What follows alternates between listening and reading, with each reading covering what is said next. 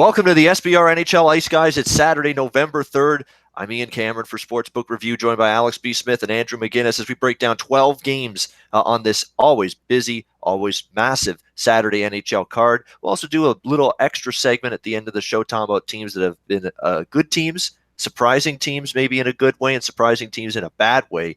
We're a month into the season now. We've got a little bit of an idea who's maybe exceeded our expectations, who haven't met our expectations, and we'll have a little discussion about that later in the show. Some brief thoughts from our co-hosts here before we get into the card. Let's start with Alex B. Smith back with us on this Saturday. Alex, how are you?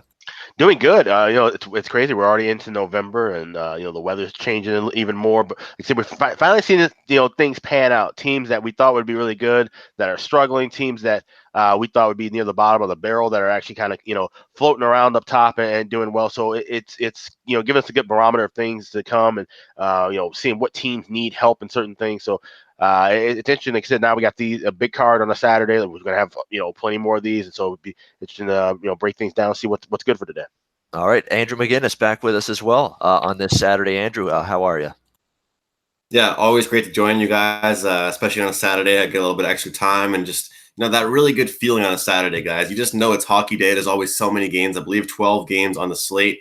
Definitely a little bit different if you're out drinking on a Friday night before, but always worth getting up and being here with you guys. But hey, guys, I mean, we got to say, I'm looking forward to that end of the segment with you guys talking about teams that have impressed me, teams that haven't impressed me, because there's been a lot of teams step up to the plate that are really cashing a lot of underdog tickets. I saw someone mention to the Ice Guys Twitter handle on Twitter about that. I mean, we've got teams that are laying massive prices that really shouldn't be, guys, and I'm looking forward to breaking that down near the end of this episode here. Yeah, no kidding. Underdogs have actually been very, very good the last couple of nights. We're seeing a bunch of them come in and cash in on the ice. I mean, it's been an underdog-heavy last couple of days for sure. We'll see if that continues moving forward. But definitely, it's another reason why if you're going to lay your minus 130s and minus 140s and minus 150s on a regular basis in this league, it's not the best way to build a bankroll, at least not in my opinion. Not doing that consistently. You've got to sprinkle in underdogs. You've got to look at some of them from time to time. And if you've been an underdog better in the NHL, it's been a nice little few days for you, no question. Let's get going now with the Saturday card. We got an afternoon game, just one today, matinee affair, Ottawa, Buffalo, to get things rolling. Buffalo minus 185, home favorite, total 6 shaded to the over in this game. We've got home and home series because these teams played just recently in Ottawa. Ottawa Senators coming out on top in that game by a score of 4-2. But boy, Craig Anderson was really the difference maker. 40-plus saves in the victory the other night against the Buffalo Sabres. Buffalo, I don't think can feel too terribly about the way they played in that game. They just ran into a goaltender in Craig Anderson that was absolutely phenomenal in between the pipes for them. I think Buffalo back home obviously going to want to avenge that loss. And Ottawa has actually been reasonably decent at home, have been anything but on the road. And I think that's got a chance to continue here. I actually am going to take the Sabres here in regulation. I don't want to lay the money line price here with minus 185, but Buffalo at home, I think they're going to pick up the win here today.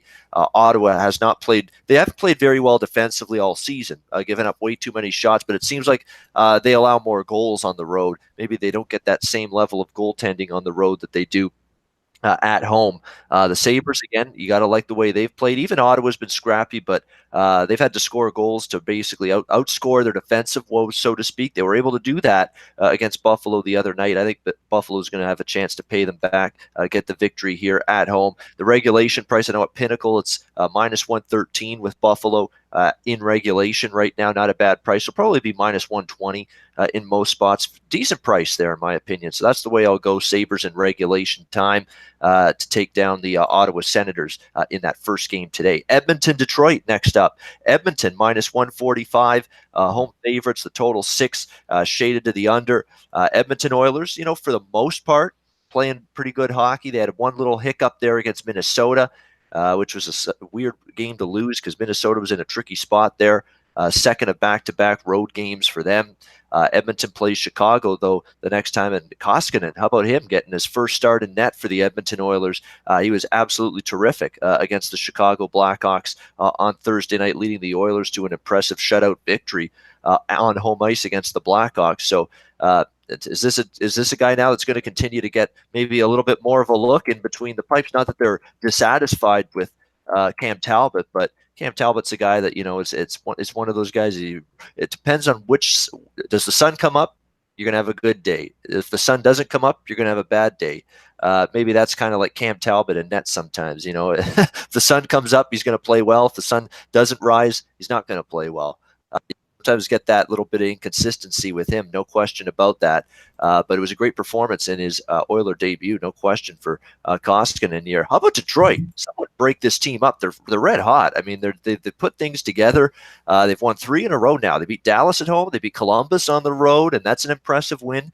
And then how about New Jersey? And I thought New Jersey was in a good situation. They got blown out by Tampa Bay 8-3. I thought New Jersey, and the way they were talking, hey, they're going to come back, big time effort here. Didn't happen. And Detroit deserved the win. Detroit, I thought, outplayed New Jersey in that game, and they did indeed beat the New Jersey Devils in their last game. And that's despite the fact that Red Wings have still been a little bit of an injury-depleted hockey team. They really have. I mean, they still had DeKaiser out. They had their entire second line was out of the lineup on Thursday night against New Jersey. Franz Nielsen, Andreas Athanasiou, and Thomas Vanek.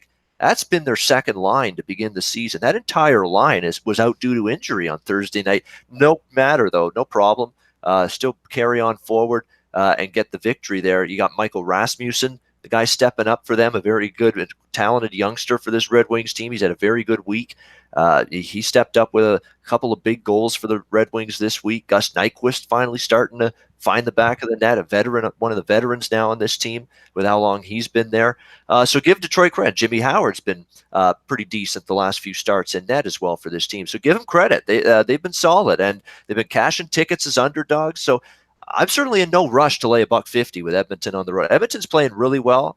I'm not sure I'd buck them, and to be honest with you, I'm not 100% sure this keeps up for Detroit. I mean, Detroit is still, to me, in terms of top end talent, a little bit lacking a little bit defensively, goaltending. They're still shaky back there. They've still had to deal with some injuries back there. Got some youngsters back there with Chalowski and company. I don't know if they can keep this up, but they're feeling it right now. They've got some confidence. They had a terrible, miserable start where they had just one win in their first 8 or 9 games. They've now won 3 in a row. They're feeling it. And current form does mean something. And their current form is they're taking to the ice tonight thinking, wow, we're playing good. We feel we can win any night now. So as a result, it's probably a game I'm not going to get involved in at all from a side perspective, but it's a fascinating one. So I think Edmonton's clearly the better team, more talented team, but that doesn't always work out that way when it translates on the ice. And Detroit's feeling it right now. So, and I'm a little bit gun shy to bet against them in this kind of underdog price range at the moment, as surprising to me as their recent run has been. Andrew's involved here in this game from a betting perspective tonight. Oilers taking on the Red Wings in Motor City. Andrew, would you be looking to bet this game tonight? Yeah, well, I mean, like you mentioned, I don't think it's a bad thing if you want to take a look maybe at the team total over for the Detroit Red Wings, or especially an in-game bet as far as that stuff goes. I like to really recommend that kind of stuff for teams that are disappointing to start the season, but really start to pick things up.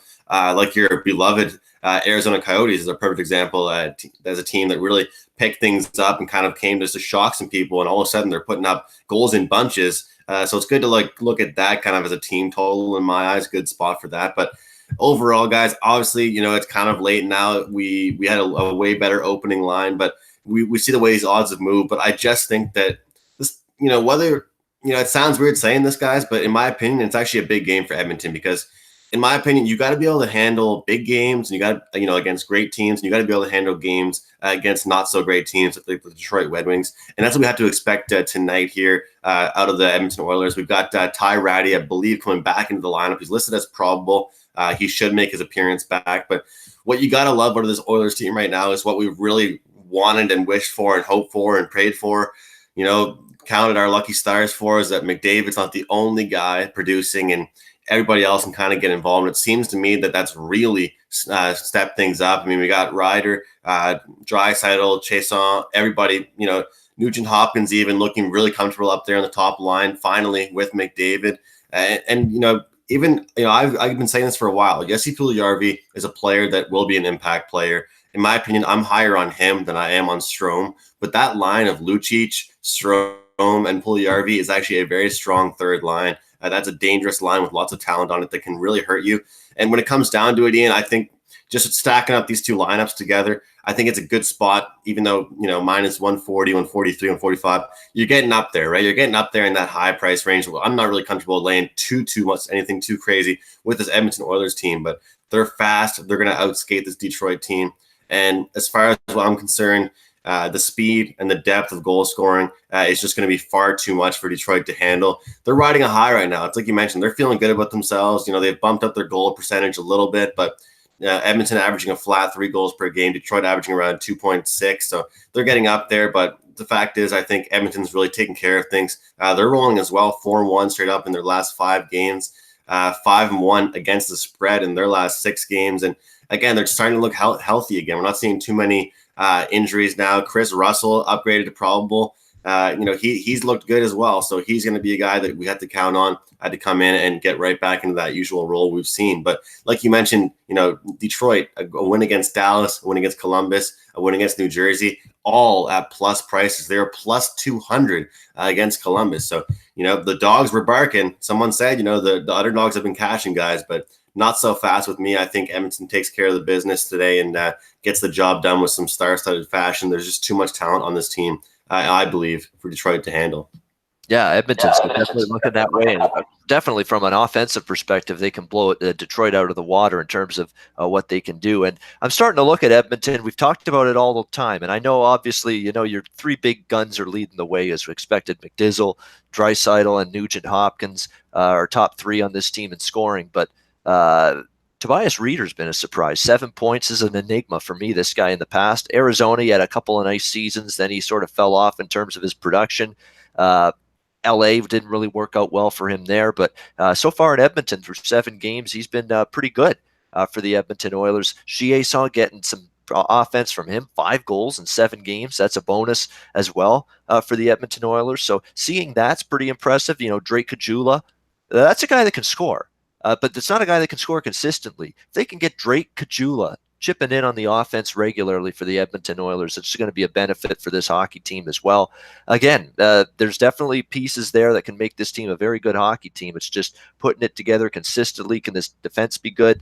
Obviously, getting Chris Russell's back. This is a heart and soul guy. He basically put his face in front of a car at this spot. Honestly, that's the kind of mentality he has in terms of blocking shots. He will sacrifice anything. He'll block any shot. He's always willing to do that. On the back end for Chris Russell. So it's a situation where having impact is going to probably make the Oilers a better team in their own end. Adam Larsson, so far, it's been a little bit of a bumpy road, and this guy's going to be the target of a lot of criticism. Adam Larsson, if he doesn't play well for this team because of what they gave up to get him. Taylor Hall, and of course, coming off just a tremendous season in New Jersey. But it's been a good start for him, too. Adam Larsson, 4 points, +4 rating for him. In 12 games. So far, so good. Bounce back type of season so far. I mean, 12 games doesn't make a season, but it's definitely a good sign for him that he's playing better. I've always liked Darnell Nurse. So Clefbaum, again, has really come into his own. So there's some things to like, definitely, about the Edmonton Oilers, no question. It's about being able to play that way consistently. It's about being able to get saves. It's about being able to get this defense to step up after a bad year last year, and it's about the secondary depth scoring coming through, because there's going to be nights Connor McDavid, the Nuge, and Draisaitl are not going to be firing for you. Most nights they will, many nights they will, not every night, and that's when you got to have your foot soldiers and your depth guys stepping up for the Edmonton Oilers. Yeah, go ahead. And matchups as well, Ian, on the board. Just looking at it, I mean, I was talking about that third line for the Edmonton Oilers. Look at the third line here. I mean, first of all, I got to mention former Hab Jacob De La Rose on the second line center for Detroit. But third line, Justin Advocator, Luke Glendening, and Tyler Bertuzzi as a third line action there for the Detroit Red Wings. Third line for the Oilers, Milan Lucic, Ryan Strome, and Jesse Puljujarvi. So you look at it from a strict matchup perspective, and that should be a complete dominant one. I mean, you're looking these days, or back in the day in NHL, when you get to a third, fourth line kind of thing. You used to hear that as an enforcing line, a checking line, defensive line, shutdown line. That's not what it is like in the NHL anymore, guys. I mean, it's more of just an actual 3-4 lines that could produce, and that's what this Edmonton Oilers team is like. So that should be a dominant mismatch in my eyes. And I don't like to always just base my capping off paper and off the matchups and purely skill standpoint, but this spot for me just screams Edmonton. I don't think Detroit can keep up with their speed. Ryan Strome to me is an absolute flop. I mean, this guy just, I can't believe how bad he continues to be. I mean, Edmonton's having a good season. It seems 90% of the team having a good start. Ryan Strome is one of the 10% that isn't. 12 games, look at this stat line. 12 games, no goals, no assists, no points. It's that old Sam Mitchell press conference. 0, 0, 0, 0, 0. And that's Ryan Strome right now through 12 games for the Edmonton. Look at that. 12 games, no goals, no assists, no points, -1 rating, but 10 penalty minutes. That's the stat line I could have playing in the NHL. I could get 10 penalty minutes for tripping over my own 2 feet. There's my 10-minute penalties there. 10 minutes of tripping penalties. I trip over myself on the ice. There you go. With no goals, no assists, no points. That would be me, Ian Cameron in the NHL after 12 games. But unfortunately for the Edmonton Oilers, they should have a little bit better. Ryan Strome.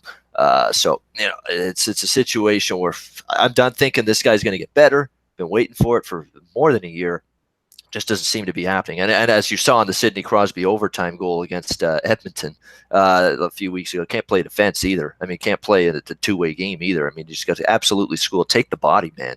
Don't fish for the puck. Don't go on a fishing expedition with your stick. Not against a guy like Sidney Crosby, and he paid the price for it. All right, New Jersey, New York Islanders. We got New Jersey -115 to -120. The total 6 in this game. Jersey Devils struggling right now, and it's starting to concern me. They can't win on the road, guys. You look at this New Jersey, they can't win on the road. It's been a dismal run for this team playing on the highway. That's a concern for me against the New York Islanders team that's got a little jam right now. I mean, they're 0-3 New Jersey on the road. The Islanders are off rather stunning back-to-back victories against the Pittsburgh Penguins. Give them credit, though.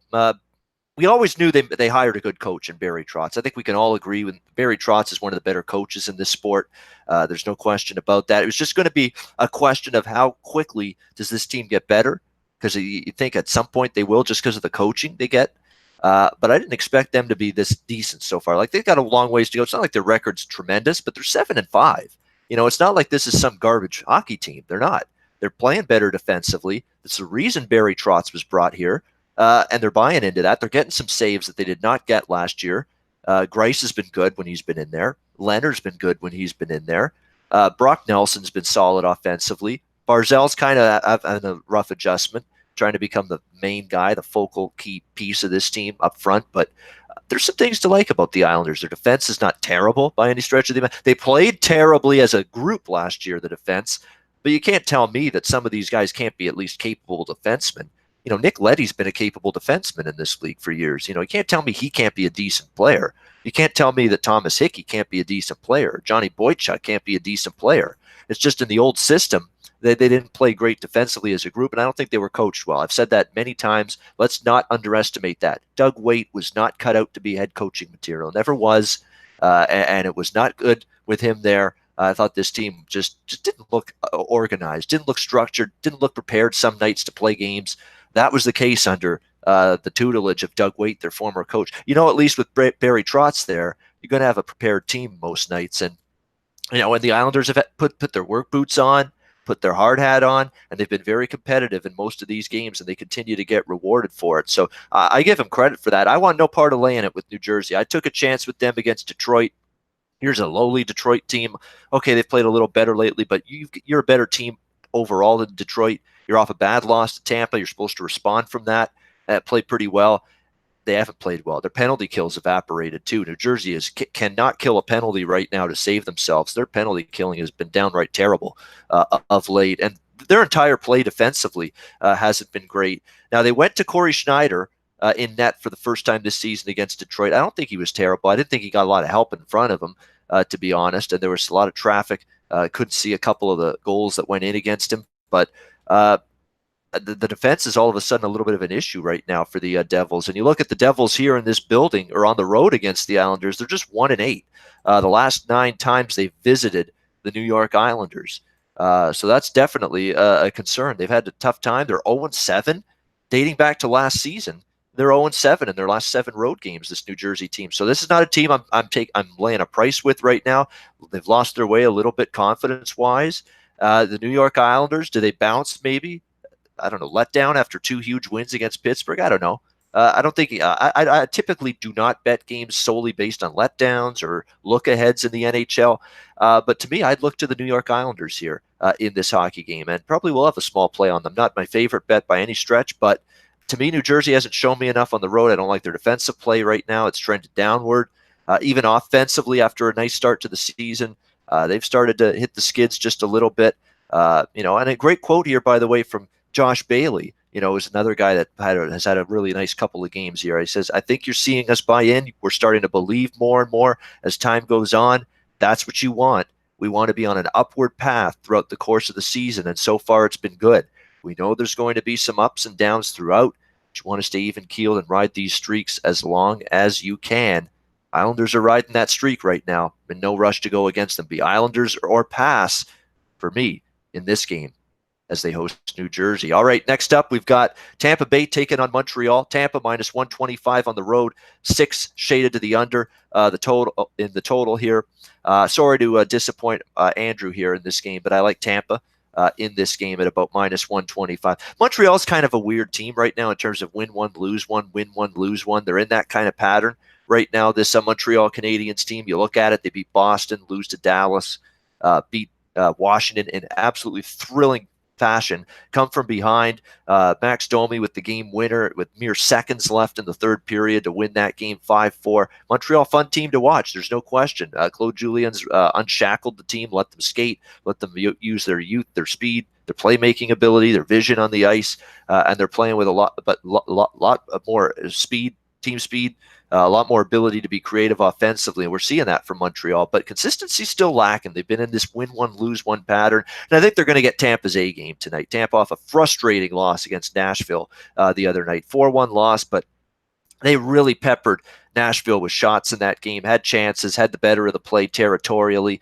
Give Pekka Rinne credit. Pekka Rinne, first start back in a while for Nashville, absolutely was a brick wall in that victory for Nashville against Tampa Bay.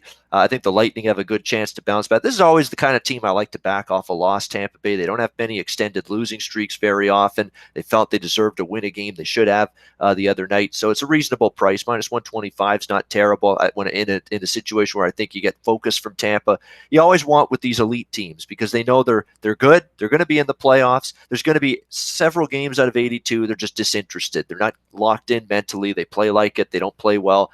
You got to pick those spots with your Tampas and your Pittsburghs, teams like that where they are focused, where they are going to be locked in, where you think you're going to get an A game out of them. I think you're going to get that from Tampa tonight. So Lightning for me at minus 125. And again, we've had this ugly little pattern where it's been win one, lose one lately for Montreal. As competitive as they've been, they've had trouble backing up a good performance and a win with another one in recent games. So I'm going to go in on Tampa here. Price is decent, minus 125. Still, obviously, no disrespect to Montreal, but they've had a very nice run. But obviously, still Tampa, the much more well-rounded team, deeper team, even without Palat and Hedman, who've been dealing with injuries. Hedman's still going to be out for quite some time. I think still Tampa can go on the road and get the job done here at a decent price, minus 125 in this game. Let's get to Andrew McGinnis with his thoughts on his Canadiens as they host the Lightning and what should be a big test for the Bleu, Blanc, et Rouge tonight. Andrew, what do you like in this game? Yeah, first of all, I mean, looking at this team, like you mentioned, you described it pretty perfectly when you mentioned they're kind of an on and off team right now. And they're showing up for big games, though, Ian. That's the biggest thing I kind of have to think about. You think about they play 82 games a year in the NHL, and it's one thing that I always like to think about. And I'm not much of a superstitious kind of guy, Ian, but it's more so just, look, they're playing the Washington Capitals versus they're playing the Dallas Stars. And I think that whether or not anyone wants to look too much into it or think that Claude Julien does or does not, I think he does take certain games a little more seriously. And these players do wake up in the morning a little more excited for certain games. And so to me, even though seeing that disappointing loss to the Dallas Stars, I'm a lot more excited to see them come out to that hot start and put up some goals. That the old Habs team would not be able to put up the goals they put up against the Washington Capitals and come up, make a big performance that they did. To me, that was huge for them. It's a character win. The fact that they were down, come back and win 6-4, again, as underdog spots, defeating the defending Cup champions. And again, got to mention it. I think it's, the weekly update here, but 9 goals last year for Max Domi, I believe, and he's absolutely lighting the lamp up. He's looked confident. He's working hard. He's being chippy still, being still that same guy, but finding goals in dirty areas, also scoring from the top of the circle, face-off dot, blue line. He's making it happen from all angles. But I'm going to give out a play here that's going to be an interesting, more of just like a different bet than we usually do. But I'm going to give out a team total here with the Montreal Canadiens at Pinnacle, but I see it at 5 dimes as well, different spots. Over 2.5 goals for the Canadiens, minus 132. It's a great spot in my eyes. I think the Habs, they've showed up and they've been able to put up goals against big teams, against important teams in my eyes, against talented squads. They've showed up so far this season and had competitive games, such as the Pittsburgh Penguins, such as the Boston Bruins, and even St. Louis Blues, teams like that. They've really come to play and had big performances. So I see this game being a higher scoring game, but I don't know about that full game total. So I'm just going to look at the Montreal Canadiens team total at over 2.5. Over 2.5 Montreal team total for a team that has obviously surpassed expectations offensively. There were no expectations offensively, I think, for this team coming into the season. Low ones at least, but they've definitely surpassed them, no question. The Canadiens so far. So Andrew liking the team total for the Montreal Canadiens to go over 2.5 in that game. Lightning taking on the Canadiens. The Canadiens definitely have done, they've shown up against the Toronto. You remember they took them to overtime the first game of the season. They played well against Pittsburgh. They beat Washington, obviously, the other night. They have risen their game against the heavyweights in the Eastern Conference. So can they do it one more time here as they take on a Tampa team off that loss? And again, Tampa off a loss, been very, very good in recent years. We'll see if Montreal can disrupt that little trend tonight. Dallas and Washington minus 145 to minus 150 at home. The total 6 shaded to the under in this game. Washington obviously off a frustrating defeat. I'm not in any rush to lay 150 with Washington. I'll tell you that right now. This has not been a team that's put it all together in their season following the Stanley Cup victory. We figured the first month could be a little rocky for this team. Are their heads in it? Are they focused? Are they bringing you that best effort, best performance every night? The flat out clear answer so far is no. It's a resounding no. It has not been consistent whatsoever for the Washington Capitals. Defensive issues. Their penalty killing has been horrible. Their power play has been phenomenal. That's been the thing keeping this team afloat, has been their power play. It's been excellent. It continues to get the job done. Their 5-on-5 play has been average. Their penalty killing has been below average. Their defensive play has been below average. And their goaltending's not really been all that great. Holtby's not had a great shining start to the season. You look at that goal that Max Domi scored the other night. Great effort by Domi, but that's a stoppable puck. That's a puck that's got to be stopped by a goaltender that just won the Stanley Cup last year in Braden Holtby and was terrific in the run to getting that cup. And he basically whiffed on a puck that should have been had by him. But that's just part of the problem right now with this Capitals team, struggling in the pipes a little bit, penalty killing, defensively struggling a bit, 5-on-5 offensive production's been lacking at times. It's really been the power play. I mean, most of the games you can look back, why have Washington won the games they've won so far? Their power play has scored 1 or 2 goals at least in those games. That's been the difference for them.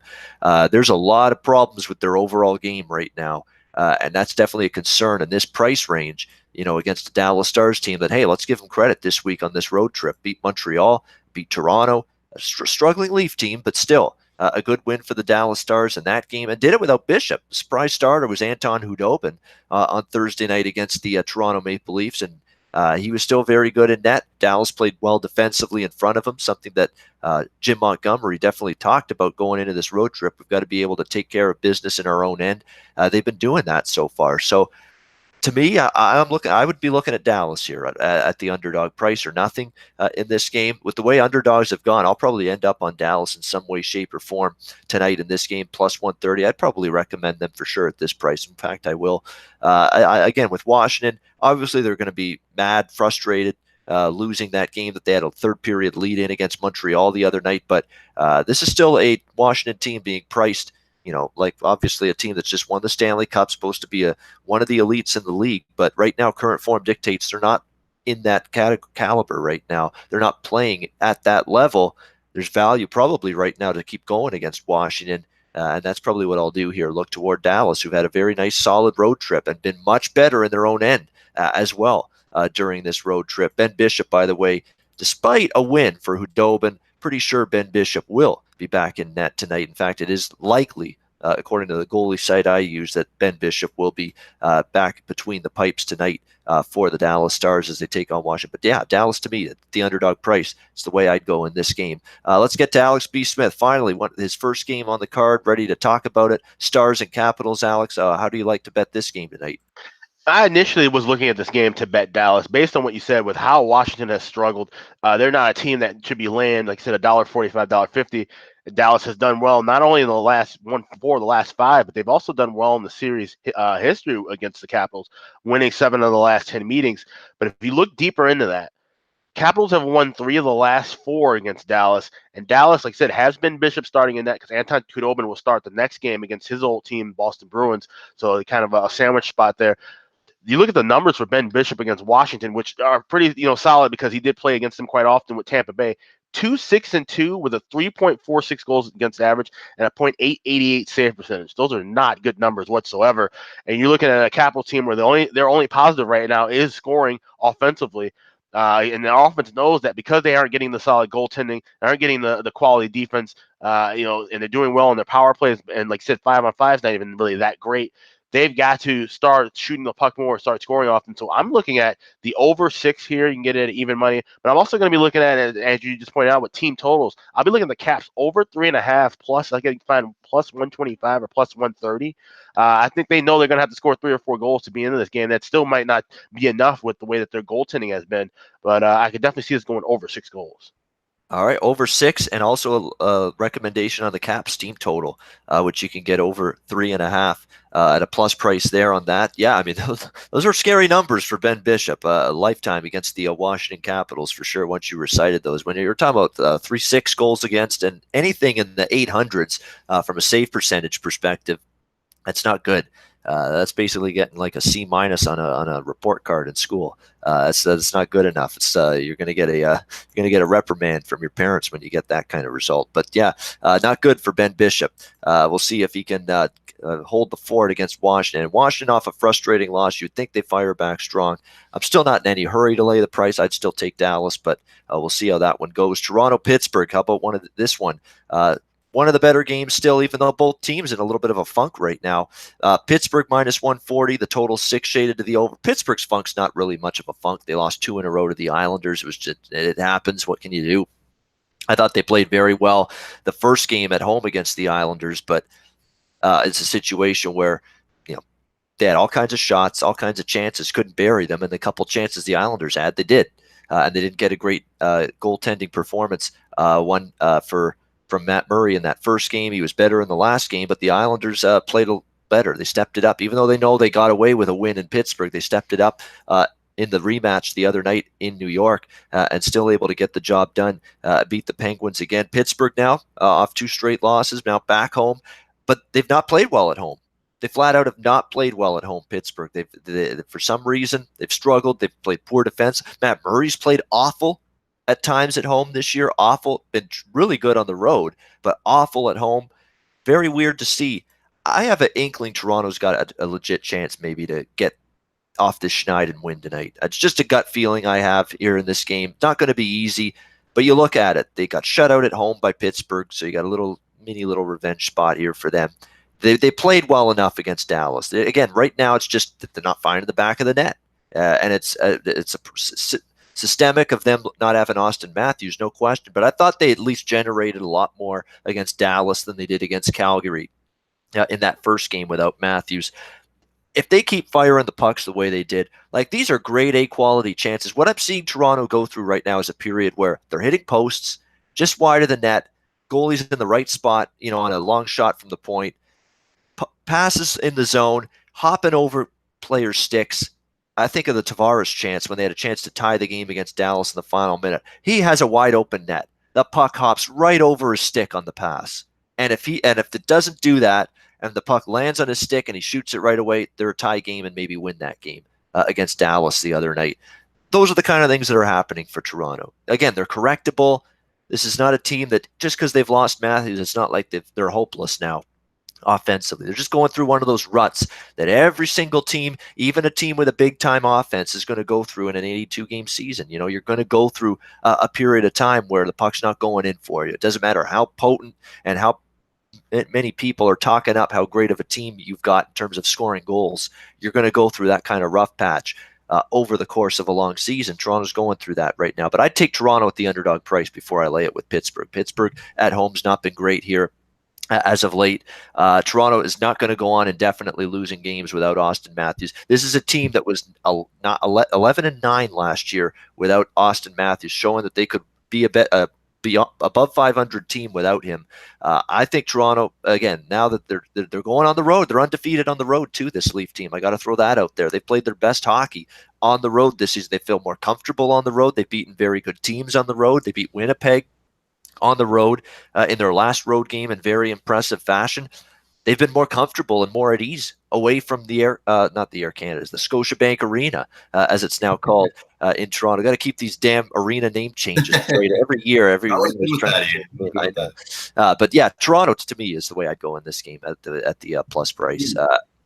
Yeah, Andrew, go ahead. You want to say something about this Leaf Penguin game? Go for it. Well, I find it really interesting because I think you're being a little bit too nice to this Leafs team. I think that, you know, as much as, you know, it's true any team can go through a scoring run and stuff like that, but and like you mentioned, I mean, at the end of the games, you hit it right on the head of the nail. But back-to-back games, they have the goalie pulled in, and they're in that situation, and, you know, pucks are bouncing over sticks, opportunities are there, knocking on the doorstep. But the question I'm going to ask right back to you is, should they even be in those situations in the first place, right? Should they even be in those situations that they have to have their goalie pulled, they have to have those pucks jumping over your stick and have to be in the desperation mode? With the talent level that they have, you know, I'm not saying that, you know, just roster based, they have to win every game and have an explosive offense. But in my opinion, it's very crucial, very key. When you have a guy like Matthews goes down, you have to be able to step things up. You have to be able to say, hey, look, you know, we obviously don't have Nylander right now. We obviously don't have Matthews. We got to have other guys produce and show what you can do. And, you know, I've liked what I've seen from Marner. I've liked what I've seen from Tavares. I've liked what I've seen even from Nazem Kadri. Guys like Kasperi Kapanen have been one of my favorite players so far this year for the Leafs team. How about Zach Hyman? I want to get some more offensive production, more two-way game out of him, but it's unacceptable. The numbers that these guys are laying, I mean, minus 155 one game, minus 160 another game, minus 170 the next game, and teams are coming out here, and not only are they losing games, but they're, you know, when they lost to St. Louis in the 20th, they put up one goal. They lose to Calgary, they put up one goal. Lose to Dallas, they put up one goal. You cannot be that inconsistent of a hockey team when you're supposed to be averaging a little bit more than 3 goals per game.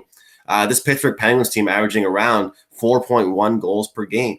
That's unbelievable. That's unheard of. That's a great stat. They probably won't be able to keep that up, but you know, if you're averaging 4 goals per game, you better be doing pretty damn good this season. So, you know, I've been really careful with my overs these days with the 6 number, but I'm going to go over the total in this one.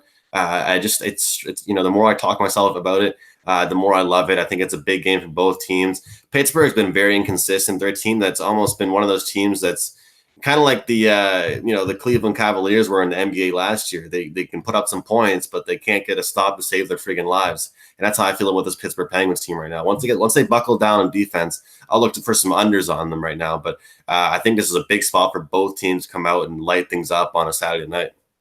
All right. Trend will not be Andrew's friend in this game, as he likes the over in this game. And why do I say that? Because the trend has been unders in Toronto games lately. I mean, they've been at one under after another for this Toronto team. But that you get the feeling that may not go on indefinitely. At some point, there's got to be a breakout. Does there not? 14 of the last 20 games Toronto's gone on the road to Pittsburgh have gone over the total. So that's a decent scale right there. That's a decent subset, no question. That's a good sample size, no question about that with the overs with these two teams in Pittsburgh. I took the over, I remember, when they played I think it was 2-3 weeks ago, Pittsburgh at Toronto, and it was a dull 3-0 game. Well, it wasn't dull. There was chances, but there was a lot of misfires, and defensively the goaltending was pretty good from Murray and Anderson in those 2 games, and I think those are going to be the guys you have in net tonight as well. So we'll see how it goes. Maybe a reversal of fortune, but Toronto's on this big-time under surge right now.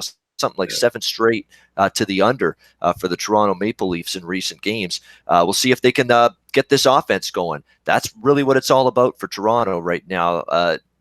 Early in the season, defensively was their concern.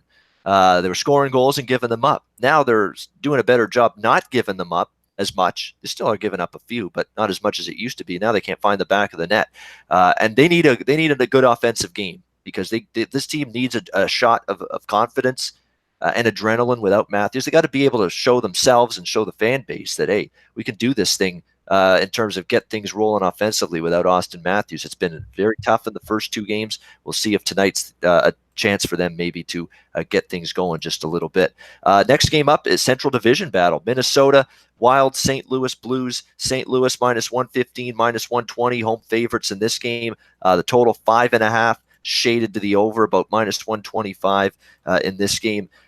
St. Louis Blues, all of a sudden getting some key pieces back to this hockey team. I mean, when you look at the Blues and the fact, and I said this before, they finally got Robbie Fabry back, a guy that I think can be an impact player for the St. Louis Blues offensively.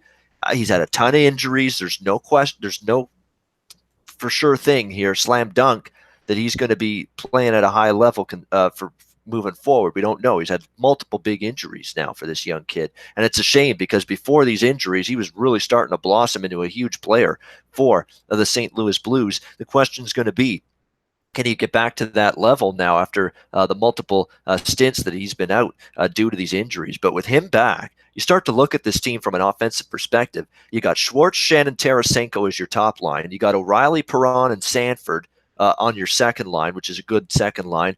Maroon's now on the third line with Bozak and Steen. That's more of a checking line, but Maroon can put a puck in the net for you from time to time. Bozak can put a puck in for you from time to time. And you got right now Robbie Fabry on your fourth line with Oscar Sundquist, who's got some offensive upside, who scored a goal the other night, and Robert Thomas, who I saw in my backyard playing for my AHL Hamilton Bulldogs here last year. Robert Thomas is a tremendous offensive talent, and they've got him manning the fourth line center spot right now for the St. Louis Blues. This is a team with legitimate offensive upside right now as a hockey team. This is a team that can really, really start, I think, creep into the top 10 in the league if they're all firing at all times in terms of goals scored. In fact, I believe that's where they are now, a top 10 team in terms of goals per game for the St. Louis Blues. Look, they're averaging 3.73 goals per game this season, St. Louis. So there you go. They're definitely a top 10 offensive team right now. You look at recent form for St. Louis, 4, 4, 4, 7, 5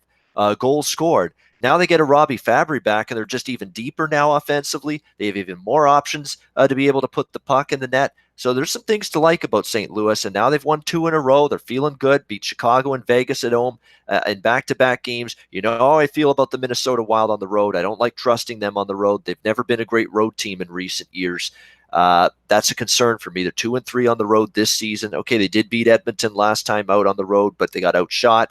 They needed good goaltending to emerge with that victory. I kind of like St. Louis here. I think there's maybe a little bit of a buy sign. There's on them. I know just a week ago even, Mike Yeo firing rumors, talking about how this team's falling apart. He could be gone any day, but now they've won 2 straight. The offense has looked dynamic during that time. I'm leaning St. Louis, but I like the over in this game even more. Over 5.5 -125. I think St. Louis is a dead nuts over team right now because you look at them. I think they're very, very dynamic now offensively. You got O'Reilly with O'Reilly Auto Parts, as I like to say, riding a 6-game point streak for this St. Louis Blues team right now. They're a deep offensive team. People are going to look at you and think, are you nuts? Are you crazy? St. Louis Blues, a deep offensive team.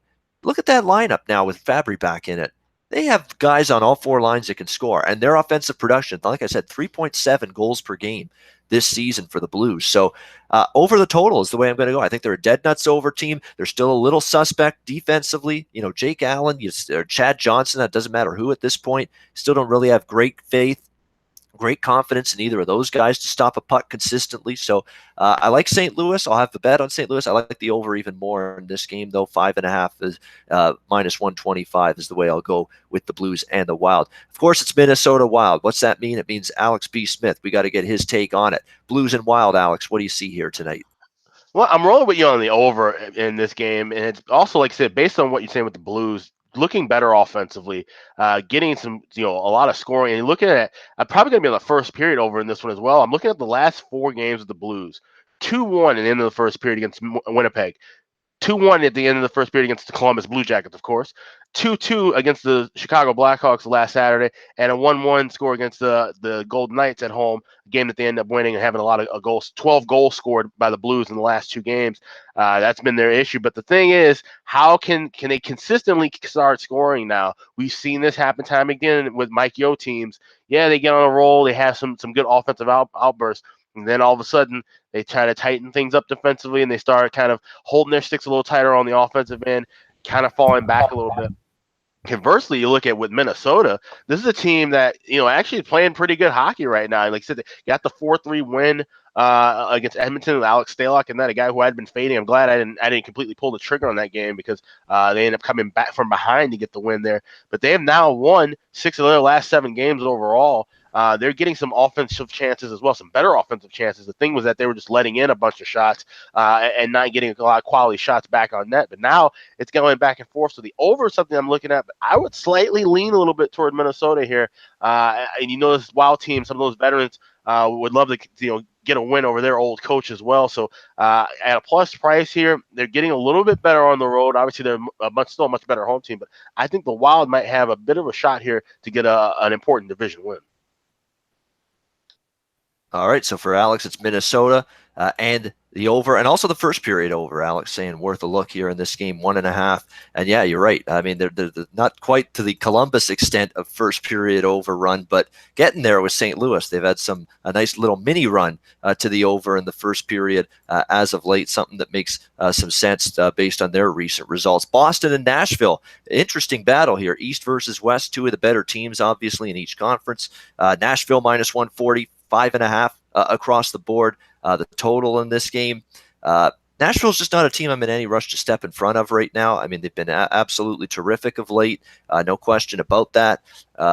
Great road win for them against Tampa 4-1 the other night. They've been excellent off a loss. All 3 losses this season, though, have been here in Music City. They're perfect on the road. They are 6-0 on the road, 4-3 at home, this Nashville team. Boston Bruins, 3-2 road win, their last game against Carolina on Tuesday. So they've been off a decent amount of time.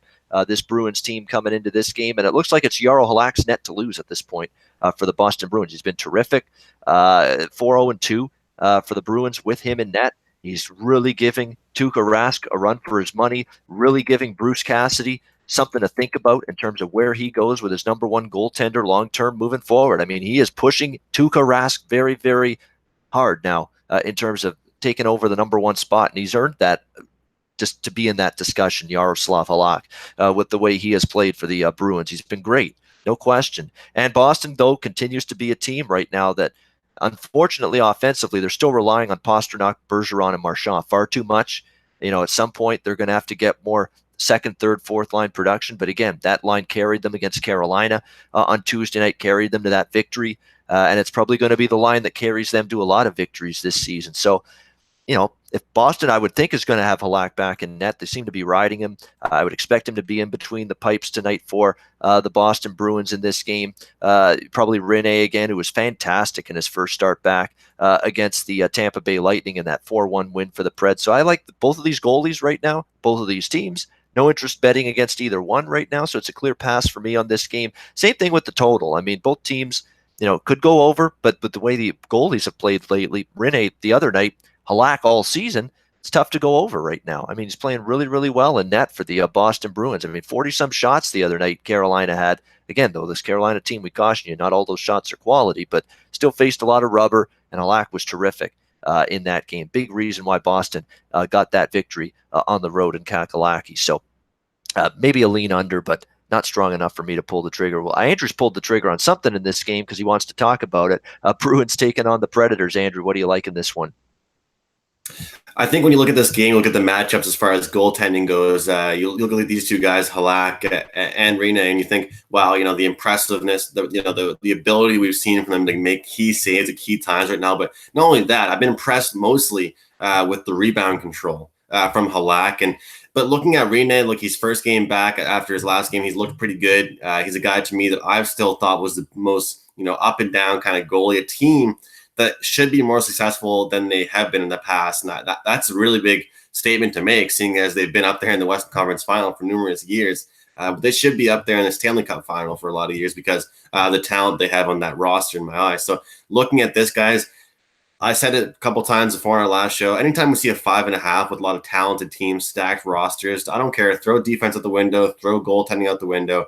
5.5 is a low total these days, and it makes a big difference go from 5.5 to 6. And I think we could see, a 4-2 game come out of this game. I think that, realistically, you got a matchup like this. You got two key teams with firepower offenses. Not only that, but you look at their records. I mean, Nashville 10-3, Boston 7-3-2. I mean, these are teams that obviously have been successful, but they also haven't been involved in too much of low scoring games either. So I strictly look at this from a matchup perspective and think that these two teams are going to just go back and forth, very high paced, fast action, lots of shots on goal for both teams.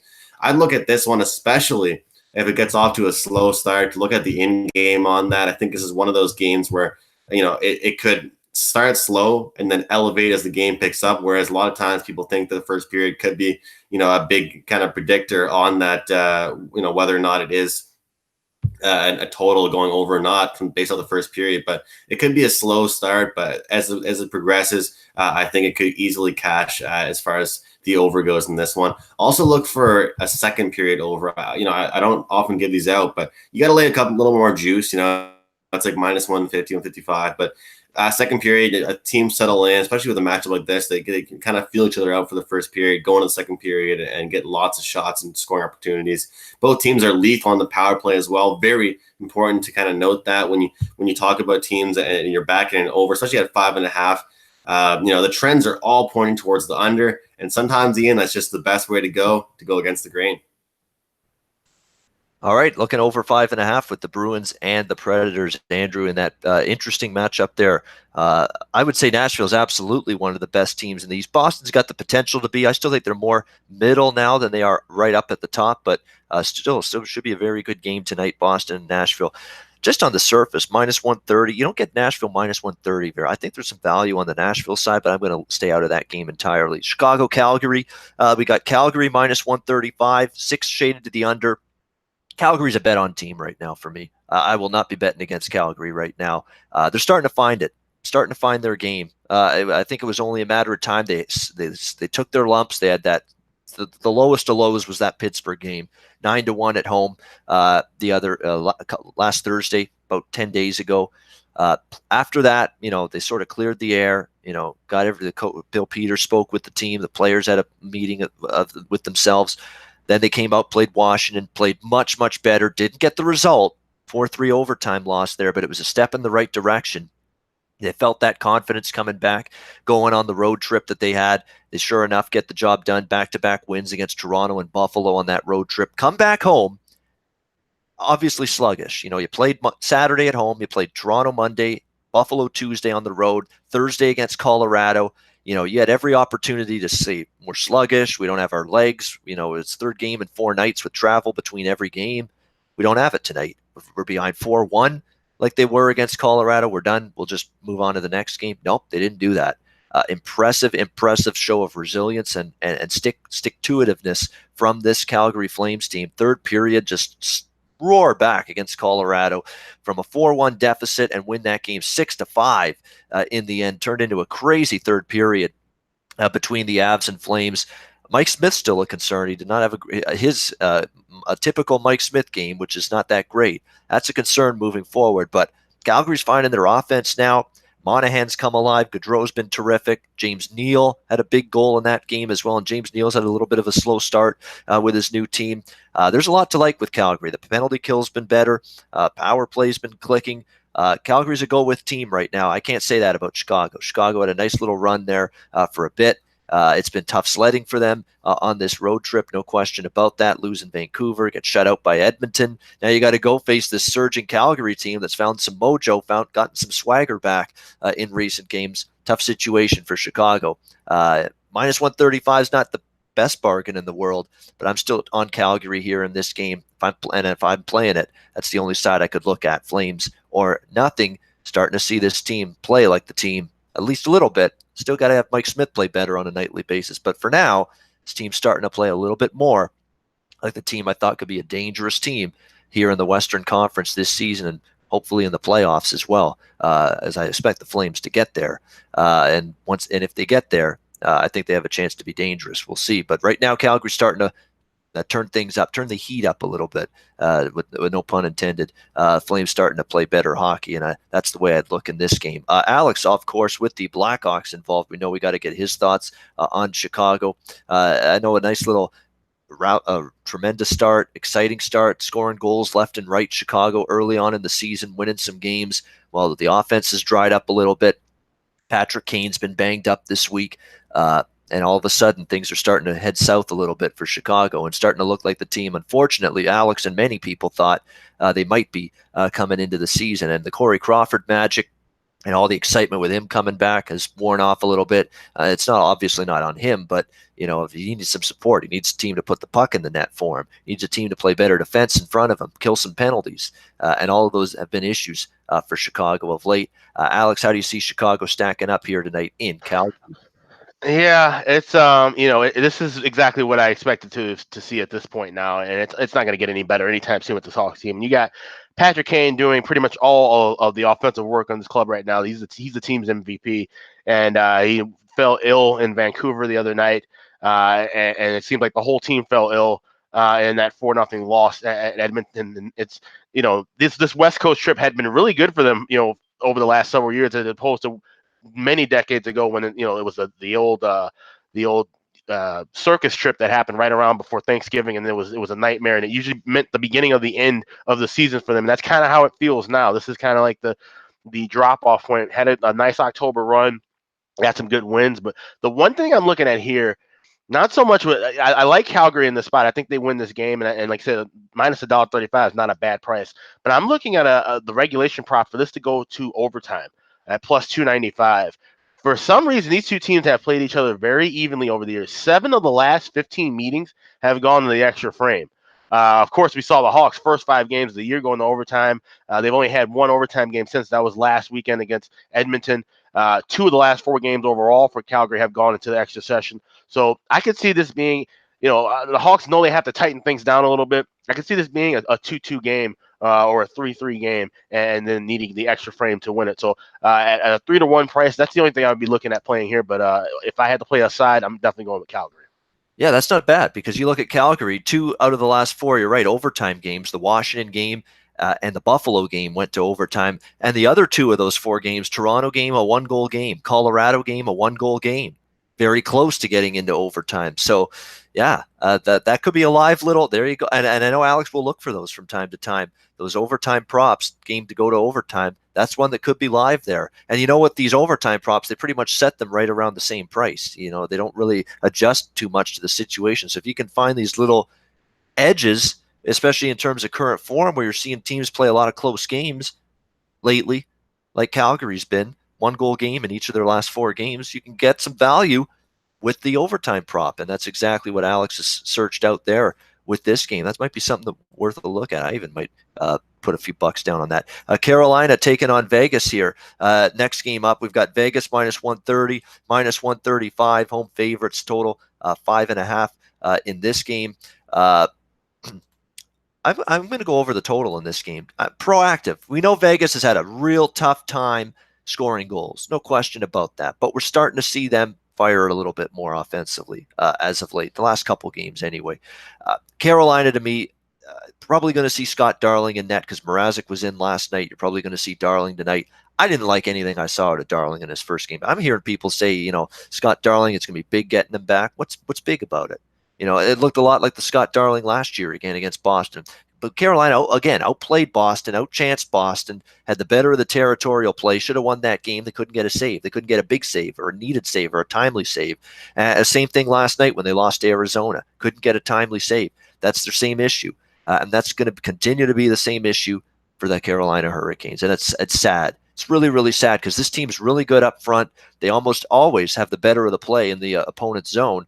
But you don't win games that way. You win games by outscoring the other team. And unfortunately, when you're giving up too much because of shaky goaltending, you're not going to be able to win games, and that's the way it is with Carolina. I like the blue line. I like Falk on the blue line. I like Dougie Hamilton being on this team now. He's been really good on that back end for Carolina. The forwards I like on this team. I like the way Fogelli's played. Wallmark's played great. Aho, of course, fantastic player. I think some of the depth forwards are going to be really good players for them as well. Justin Williams has had a good year, the old veteran for this Carolina team as well. So lot to like forward-wise, lot to like with the defense, not much to like with the goaltending. That matters in the NHL. It really, really does.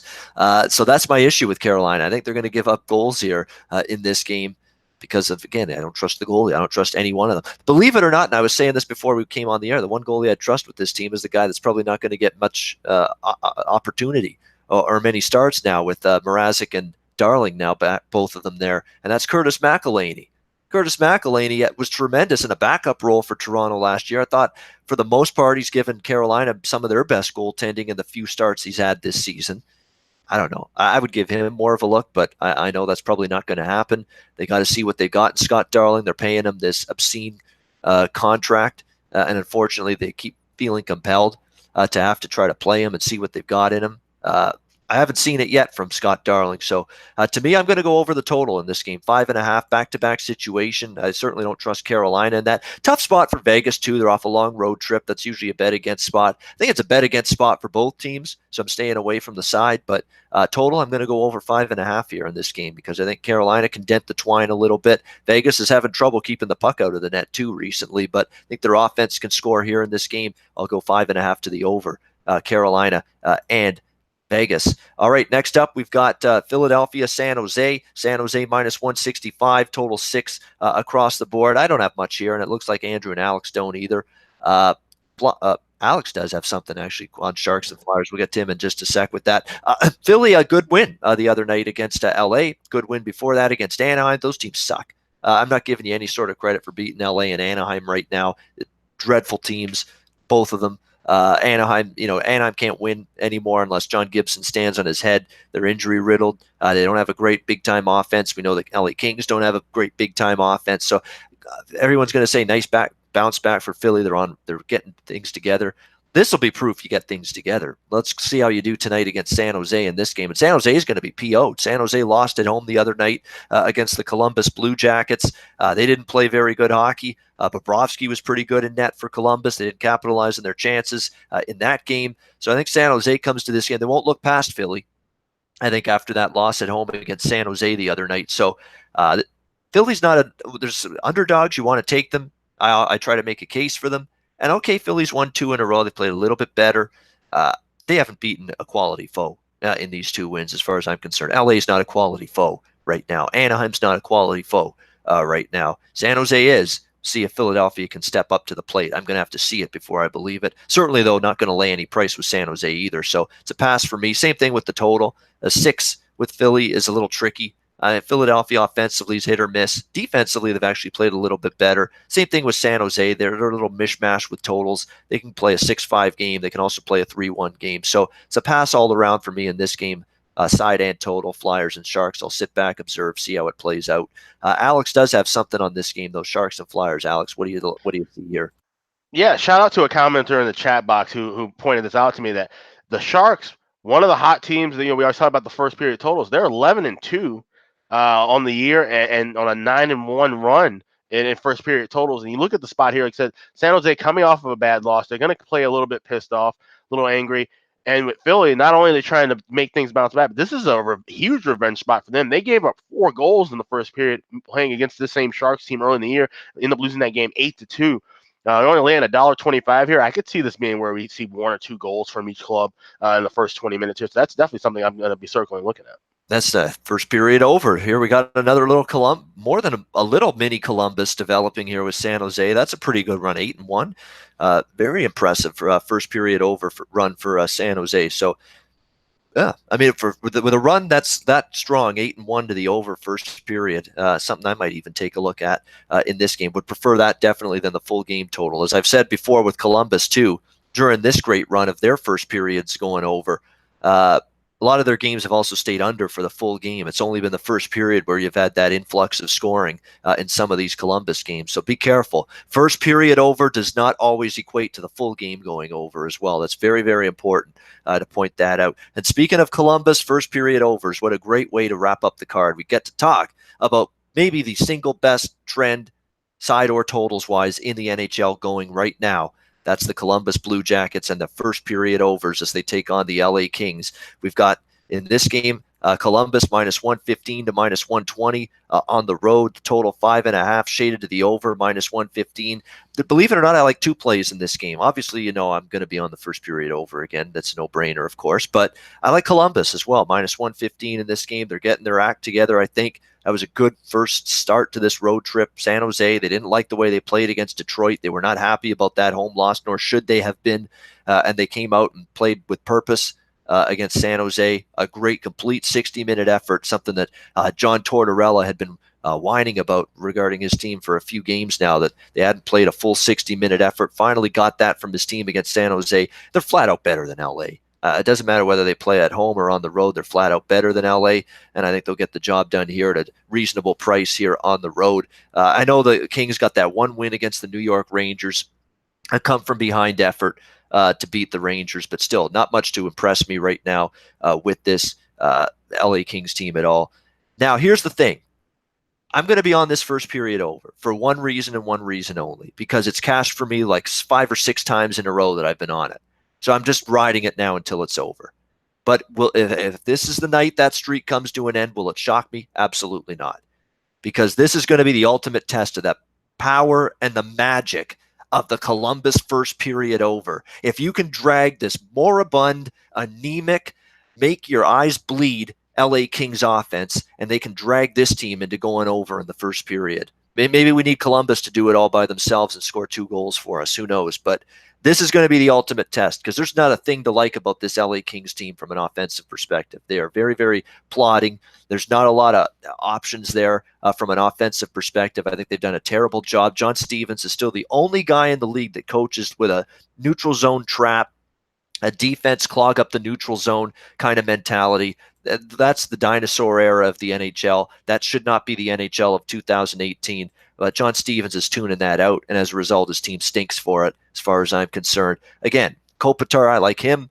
Carter has taken a little step back. I think Pearson and Toffoli, to me, have been a little bit underwhelming. Kovalchuk had a nice start. He hasn't done much since then, and Iafalo's a guy they need more from. So there's a bunch of guys that they need to count on for offense, and they can't count on them consistently right now, and they still insist on playing this clog the neutral zone style, which is, to me, totally out of style in terms of 2018 NHL. But that's why the LA Kings are struggling to me. They've refused to adapt with the way the game is being played right now. So do I love this first period over for Columbus as I've loved the previous ones? Probably not quite as much, but hey, if it ain't broke, don't fix it. This trend's been golden. It's been absolutely amazing that the first period over run has been as strong as it's been for Columbus, 11-1 to the first period over on the season in their 12 games. We're going to ride it. We're going to keep our fingers crossed that Columbus can get 2 goals in the first period by themselves, or that maybe somehow LA gets a lucky bounce, scores one of their own, and Columbus can get one. Or maybe this is a crazy day. Maybe weird things are going to happen on this Saturday, and we may actually get 2 LA King goals in the first period. Who the hell knows? Maybe crazier things can happen, but I'd be lying to you if I said I love this first period over as much as some of them, but I'm riding it. I mean, it's been cashing repeatedly. Most of them have been very, very easy. Quickly, they've been going over in the first period. So for that reason, even though LA worries the hell out of me offensively, we'll go with Columbus and LA first period over 1.5 here. See if we can go to 12-1 with that incredible trend. Alex B. Smith, Kings and Jackets, go ahead. All right, so I'm going to give you some betting strategy. I'm going to give you guys betting strategy on this because obviously it's first period over. But they're playing back-to-back nights. They play tonight with LA, tomorrow against Anaheim. LA, in the last 10 games, 5-5 the first periods with the over and unders. With 5 straight unders now where they've given up exactly 1 goal, scored nothing.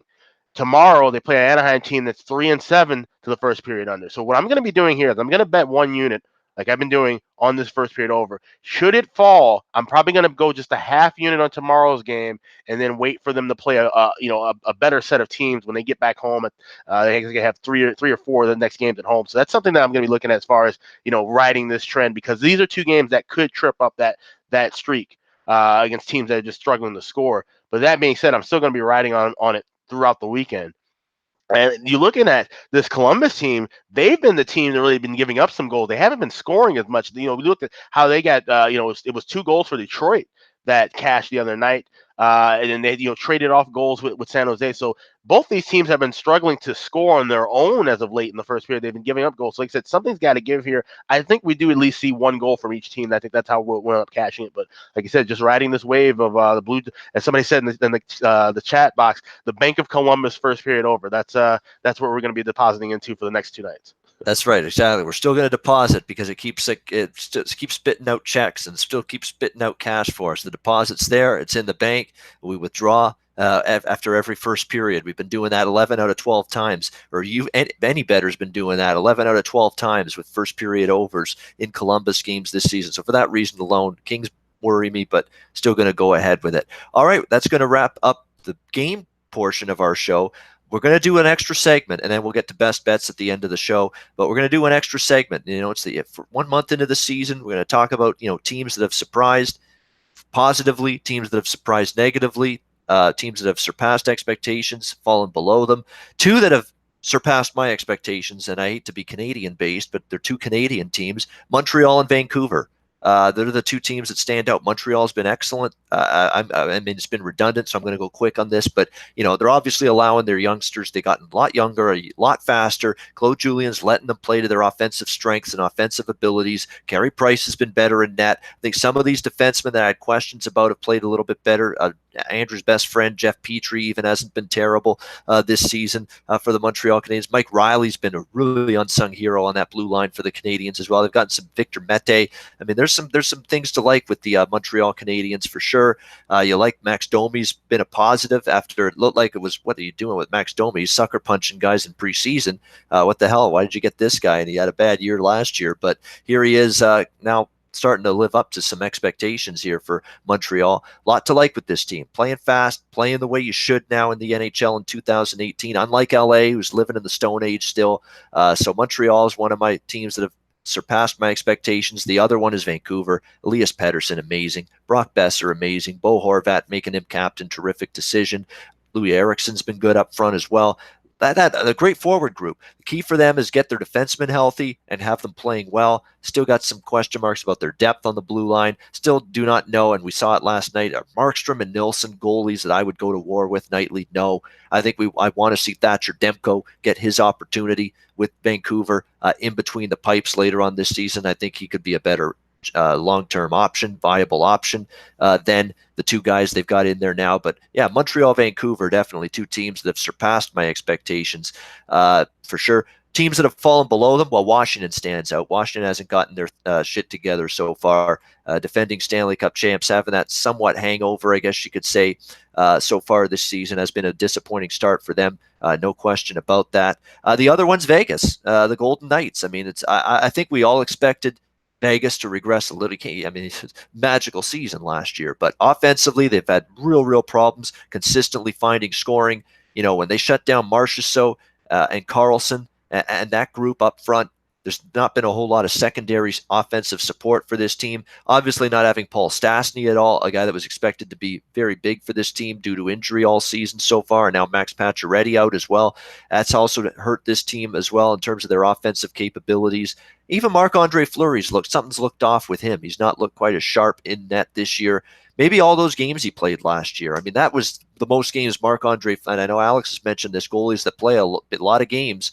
It had been a long time since Marc-Andre Fleury had played the amount of games he played last season, and he looks like he's sort of not quite physically up to that same level early on this season. So Vancouver, Montreal, teams that have impressed me, surpassed my expectations. Vegas and Washington, oddly enough, the 2 Stanley Cup finalists last year, 2 teams that have not met my expectations and have fallen below them so far. Alex, who would your teams be from a impressed you and disappointed you perspective so far?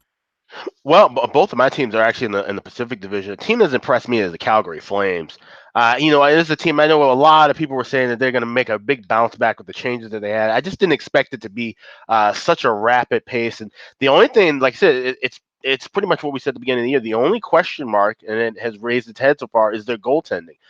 We've seen Mike Smith have some really bad outings. David Rittich has been really kind of the star, and he's come up with some big games, stood on his head in quite a few outings. So obviously, if they can find a way to balance that out, maybe Rittich gets more work and becomes the number one guy, and you have Smith being a kind of a 1B, kind of a veteran presence, or if they just go out and get another goaltender. But their offense, they have balanced offense, and that's the thing. We're finally seeing the balance. You're looking at, Gaudreau obviously is the star of this team, but you got Kachuk, Monahan, Giordano, all guys, having 15 or more points so far in the first 14 games. So they've got some decent balance. And then you've got on the flip side a team like the Vegas Golden Knights, which we expected a bit of a letdown. But to the fact that their scoring has gone ice cold, and that was their biggest thing. They were scoring fast and early and often last year. And he said, so the fact that they're struggling offensively, and then they said having a veteran goalie like Marc-Andre Fleury, who's had a heavy workload, doesn't really have the backup to kind of rest on like he did in Pittsburgh. He doesn't have a Matt Murray type behind him. A guy like Malcolm Subban can only spell him so often. So it's interesting. This is a division I thought would have 4 or 5 teams possibly going in the postseason, but right now there's only really 3 teams that stand out. But one of those 3 that do stand out well would be the Calgary Flames, and one of those teams that really need to get some things going, might need to shake some things up, would be the Golden Knights in Vegas. All right, let's get to Andrew here as I'm just answering some CFL questions. Yeah, don't bet the CFL board this week. To be honest with you, it's ridiculous. It's impossible to figure it out. I'll just briefly say something about it since I've a couple people just briefly look at last night. Okay, Ottawa's resting starters. That tells me right away I don't want to lay points with this team. Not even maybe. But you look on the flip side, Toronto. I was convinced from what I was reading they didn't give 2 shits about winning one meaningless football game at the end of a bad season when they didn't win a single road game this season. It played out to perfection last night. They were terrible. So again, these are very, very tough games. Same with Edmonton, Winnipeg. Winnipeg's resting all their guys. You're not going to see Nichols and company. You will see Strevler, though, and Strevler can play a little bit. So I'd actually not crazy to me to take points with Winnipeg in that game, to be honest. I'm not going to. I'm just staying clear away here. But you want to lay points with Edmonton? A team that had a dismal season, disappointing season. It's really, frankly, stunning and beyond bad that this team didn't make the playoffs this year with the talent they have on it. You want to lay points with them when they're that disappointed about being out of the playoffs? You go for it. I won't be doing it. But yeah, Montreal may be worth a look too, because again, Montreal's the one team that's been a bad team, that's been a bit disappointing team this year that's given you some effort. Given you, wants to win these final games, or at least has shown you they want to win these final games. I think Montreal could be live against Hamilton. Again, Hamilton's resting guys. You're going to have Dane Evans at quarterback, no Jeremiah Masoli. Calgary, BC, BC's locked into everything. I don't think the Wally Buono final home game is a big deal because they're going to the playoffs after this. Calgary means business. But I don't want to lay 7 with them. So it's a very, very tricky CFL week. Just don't go. Wait till the playoffs. Save your CFL bets for next week. We'll look at the playoffs. But if I had to, I'd take maybe a little shot on Winnipeg, maybe a little shot on Montreal. That's it. But this is not a week to bet big money on the CFL. Not even close to doing that. Andrew, let's get to you now with the teams that have surprised you, teams that have disappointed you so far in the NHL.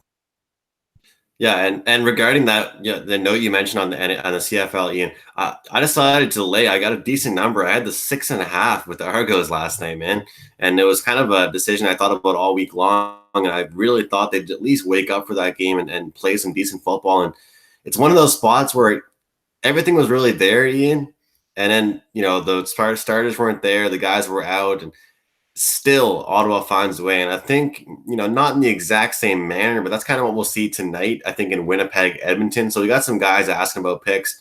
I'd say lay the points or plus points here, 5.5 or 6 with the Winnipeg Blue Bombers. If it's not broken, don't fix it. I mean, this Edmonton team cannot, first of all, win by a marginal amount. But second of all, they can't get consistent drives, save their lives. I love Mike Riley. He's a great quarterback, but he goes deep far too much. He can't throw a 5-yard pass. He's allergic to them. He's allergic to 10-yard passes. He can't run a slant to save his life. And it's worrisome. And they have a terrible run game. And so I would think Winnipeg with Strevler, he's a great quarterback. He could be a starter on many teams, in my opinion, in the near future. So I like that pick, Winnipeg plus the points. And I also like the under in Calgary, BC at 50 or 50 and a half. I think that should be a very defensive style game. Like you mentioned, BC locked in the third spot. Calgary, I think they will go out on a good note, trying to secure that bye position. I think that their defense can step things up as well, get some good stops. So under 50 and a half for that one. But I'll tell you guys, it's been a long show here, but to kind of wrap things up, here are some teams, and I was looking forward to doing this with you guys, talking about this.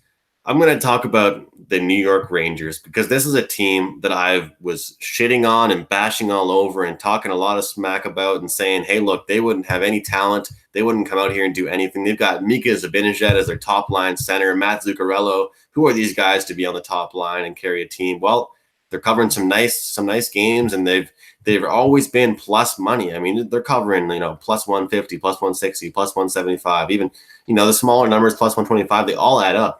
As a smart bettor, you got to look for sometimes those plus money spots. And this New York team is fast, man. They don't give up. They're a fast team on the puck. They always keep you on your edge. They work hard every time. They get very high shot numbers. And of course, I mentioned early in the season that I thought that King Henrik wouldn't be the king no longer. And, as much as he's not really the king anymore, I don't think, of the league, he's still that great goalie that wants to compete. And, as much as I always bash on his mental aspect of the game, how he gets pissed off and frustrated, it's for a good reason, guys. I mean, he just wants to win. You can see it in his eyes.